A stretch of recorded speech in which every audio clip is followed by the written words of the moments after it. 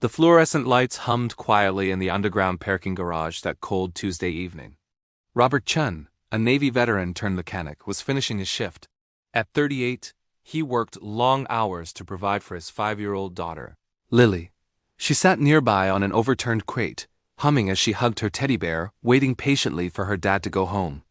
As Robert wiped his hands on a rag, a sudden echo ripped through the garage, a woman's terrified cry.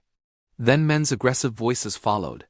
His instincts, sharpened by years of military service, snapped into focus. "Lily, stay right here," he said firmly. "Don't move, sweetheart." Robert moved between parked cars, following the sounds until he reached the source. 3 men in dark suits surrounded a woman in business attire. Her purse lay scattered on the ground. 2 unconscious security guards lay nearby, clearly ambushed. The woman struggled desperately as one man grabbed her arm.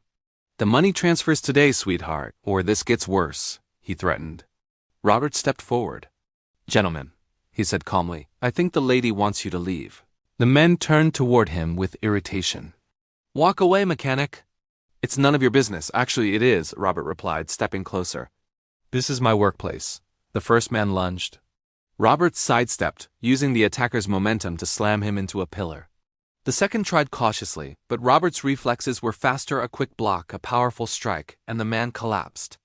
The third let go of the woman and reached inside his jacket, but Robert closed the distance instantly, disarming him and pinning him to the ground. "Stay down," Robert warned. "All of you." Before the woman could speak, a small voice cried out, "Daddy! Help my mom, they hurt her!"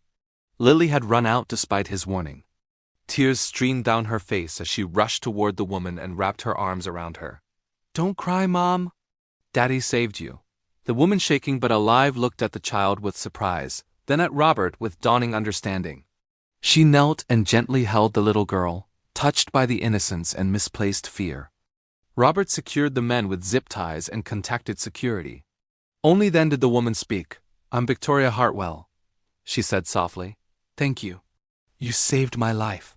At a nearby diner afterward, Victoria insisted on buying dinner for Robert and Lily. Over burgers and milkshakes, their worlds slowly opened.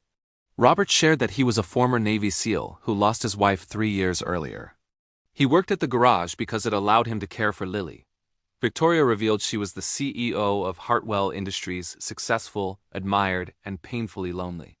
Over the next weeks, she visited, often bringing warmth, attention, and kindness, especially to Lily, who quickly grew attached. Victoria found herself laughing more than she had in years. Robert, steady and genuine, began trusting again. Bit by bit, the 3 formed a quiet, unexpected bond. 6 months later, in Robert's modest backyard, surrounded by a handful of close friends, they married. Lily stood between them holding flowers, beaming with the joy only a child can express. "You saved my life that night," Victoria whispered during their first dance. "No," Robert said gently. "You saved mine. I was surviving until you helped me live again." Victoria had traded her empty penthouse for a home filled with warmth. Crayons on the kitchen table, laughter, and love. And every time she passed that parking garage, she remembered what she almost lost and what she gained instead of family. Because sometimes love doesn't arrive wrapped in diamonds or wealth. Sometimes it comes in the form of a mechanic with calloused hands and a little girl holding a teddy bear.